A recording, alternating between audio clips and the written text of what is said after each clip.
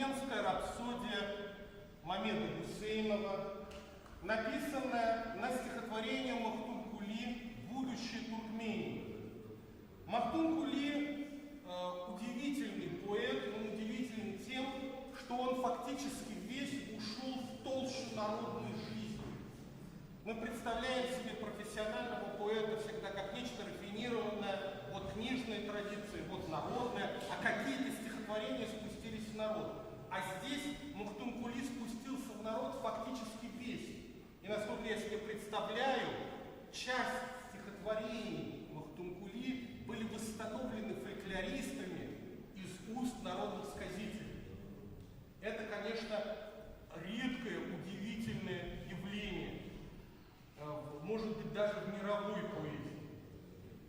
Соответственно, народных песен и народных мелодий на тексте Махтумкули очень много.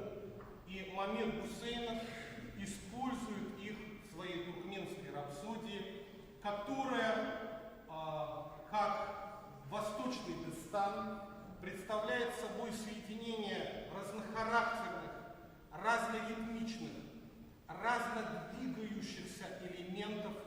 И здесь, конечно, и восточные фольклорные традиции, и традиции русского Востока, потому что вот эту форму восточной рапсодии ее создал Александр Константинович Глазунов, очень глубоко погружавшийся в восточные традиции. Мы сегодня услышали его музыку. И также вот эту вот доставную форму замечательно разрабатывал Арам Ильич Хачатурян в своей знаменитой поэме о Сталине на стихи Ашока Мирзы и Стауза.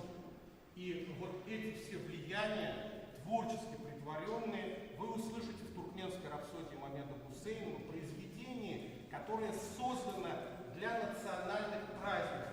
В каждой национальной культуре такая музыка есть. Например, у чехов есть опера Сметаны Либуша, которая должна исполняться на национальных праздниках. Это даже завещание композитора.